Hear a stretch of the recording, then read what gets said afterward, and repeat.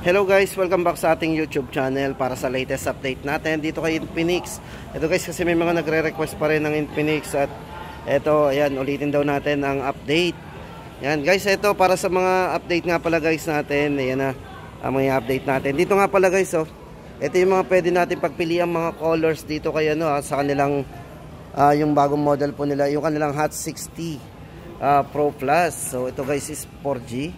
Ito yung mga colors, oh. Meron silang black, purple, silver, tsaka yung ito yung tinatawag nilang coral. Yan, coral tides at yung orange at syempre guys yung green. So ang dami natin pwedeng pagpilian sa kulay nito, ang kanilang Hot 60 Pro Plus. So ito yung slimmest phone in the world. Yan, napakanipis po nito. Ito po ay merong nipis na 5.95 mm. So, syempre, kung more on camera, naka Sony camera po to. Yan, Sony camera.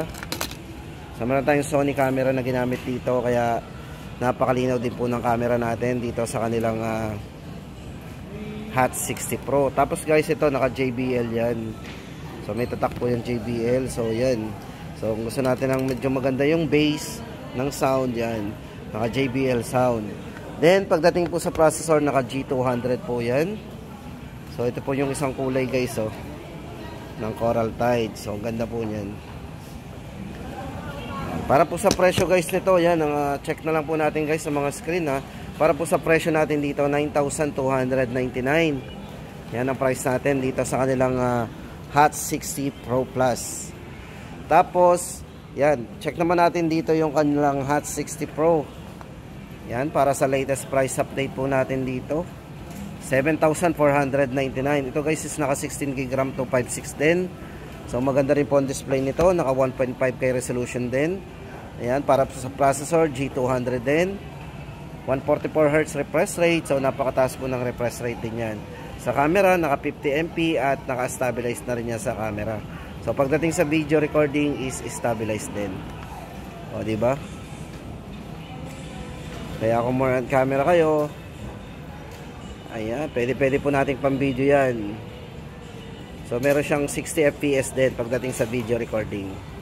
Yan. Tingnan po yung design, flat. So, ito po, Hot 60 Pro, 7,499. Tapos, guys, yan, may mga branches po yan. Shoutout po sa mga taga Santo Tomas, Batangas. At syempre, meron din po tayo dyan sa SM City Lipa. SM City Lipa, yan po yung mga presyohan ng mga, ano natin, Then guys, tablet naman, ito po yung dalawang tablet ni Infinix dito, display XPad 20, 11 inches po yan. Then maganda guys dito, may kasama na siyang book cover na original, medyo original po yung ating kasamang book cover. Ito po may dalawang variants para sa kanilang XPad 20. 128 po nito, yan, 6,499. Then yung isa po nito na 256, 7,499. Pero guys, syempre guys, double check na rin po natin yan sa mga ibang branch kasi minsan meron silang adjustment dyan sa mga price. So double check na lang din po natin. Yan po yung ating update kung naghahanap po tayo ng budget na tablet na may SIM na rin. So open line po yan, single SIM. 128 po at 256 yan. Then meron po sila ditong bagong release din na 12 inches. So maganda guys dito, naka 2K resolution Yan, may kasama siyang book cover keyboard. So pwede natin pang business, pang study, yan. Naka PC like. Then guys, maganda dito, may kasama siyang S Pen. Included na po ang S Pen, book cover keyboard at may isa pa po siyang book cover na free. So maganda guys dito sa kanilang XPad 20 Pro. Yan, para sa dalawang variants po nito, 128 po niyan ay 10,999. Ito po yung price guys, pakita ko sa inyo. Yan, 10,999 at ang 256 po ay 12,999. Yan guys, update natin sa kanilang XPad 20 Pro. Tapos guys, dito naman tayo sa kanilang GT, ang kanilang official gaming phone. So ayan, official gaming phone guys. Ito po yung huli lumabas sa kanilang GT na mas mababa po yung price. Ito po, 11,999, naka 16GB RAM 256. Ayan. Siyempre guys, ang refresh rate ng screen, naka 120 FPS din pagdating sa gaming. O, diba?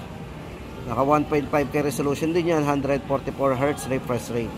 Ang processor po niya, no, chipset MediaTek D7400 5G. O, diba? Kung naghahanap tayo ng medyo budget lang. Pero guys, may kasama rin yung cooler ha. Cooler lang. Pero yung magnetic case, hindi po kasama. Yan. Pero po sa presyo guys, yan, 11,999. Then, ito naman po yung kanilang GT30 Pro 5G. 5G din po yan. Yan, included po, may kasama po siyang mag-charge cooler at magnetic case. Kaya kung naghahanap po tayo ng official gaming phone ng MPL, ito po, GT30 Pro. Available po yan sa dalawang variants. Pero, may variants din po ito guys na kulay black. So pag kulay black, mas mahal ng 1K. Yan. Ito guys, so para sa mga variants po ng ating GT30 Pro. Yan. Guys, maganda dito ha. Nagwo-worry ba tayo do sa lag free? So worry free guys kasi ito pagdating sa signal, 360 degree ang signal po niyan. So meron siyang signal sa body niya. Kaya kahit hawak niyo siyang ganan, may signal po yan. Tapos meron siyang cooling system built-in. Bukod pa po yung nasa labas. Kaya para naman doon sa init, mag-iinit ba? Worry free din kasi meron nga po siyang cooling system sa loob at meron din po sa labas. Then pagdating naman sa battery drain, hindi rin magba-battery drain. Kasi nga po habang nagko-cooling siya, naka-charge to, magcha-charge din po siya wirelessly kasi naka-wireless charging na po yan. So yan yung mga ginawa po dito sa GT30 Pro. Diba? Para po sa mga presyo nito, 256, 14,000 o 13,999. Kapag 512 naman po, 15,999. Yun po ay sa white at saka sa kulay gray.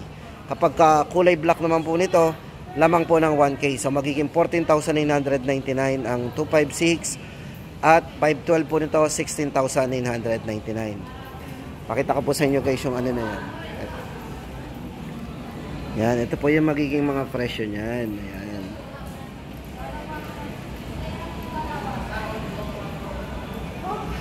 Tapos guys, ito, punta naman tayo sa kanilang Note. Para naman po sa kanilang Note 50 series. So, ito yung mga naka-metal frame na model. Guys, naka-metal frame pero budget lang ha. Naka-Gorilla Glass din. So, naka-Corning Gorilla Glass, naka-metal frame, naka-NFC, naka-JBL sound. So, ano pa bang hanapin natin dito sa model na to? O, tingnan nyo naman, oh. Gaming phone din. So, processor nito guys is naka-G100, Helio G100. Tapos ito pagdating sa kanyang battery, 5,200 mAh battery. Wireless charging capable, naka 90 watts po pagdating sa wire. Pagdating po sa wireless nito, naka 30 watts. Yan po guys is Note 50 Pro. O, di ba? So ito po yung mga colors na pwede nating pagpilian. Tapos guys, hindi lang yan, pagdating po sa presyo, dalawa nga po ang price niyan, parehong 256 po yon. Sa 16GB RAM 256 po niya, 9,999. At nakasale na po yung kanyang 24GB RAM 256. Ngayon po ay 10,999. So, yun po yung dalawang variants ng Pro. Then, ang kanila naman pong Note 50 Pro Plus 5G. Syempre guys, kung 5G naman ang hanap natin. Ito po ang maganda dito sa kanilang 5G. Ito po ay merong 100 time periscope zoom pagdating sa camera. Naka Sony camera po yan, IMX896. With optical image stabilization din, o di ba? Naka 50 watts pagdating sa wireless at 100 watts naman po pagdating sa cable. So mataas din po ang processor na ginamit dito, parang sa GT30 Pro. Naka MediaTek A350 Ultimate 5.5G na. Naka 4 nanometer, o di ba?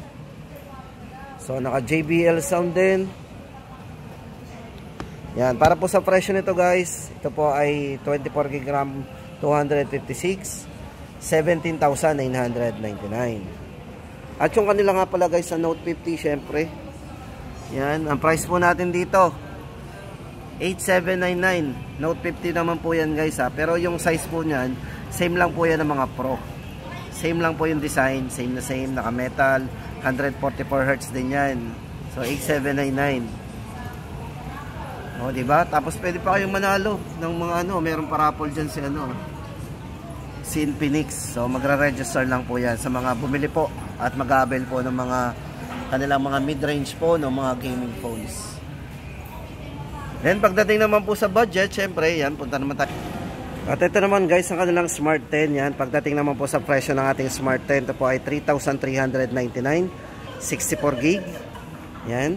Tapos ang 128 po natin is yan. Ito po yung mga colors guys. O yan, pakita natin yung mga kulay ng Smart 10. Yan, para po sa ating Smart 10, 4,299.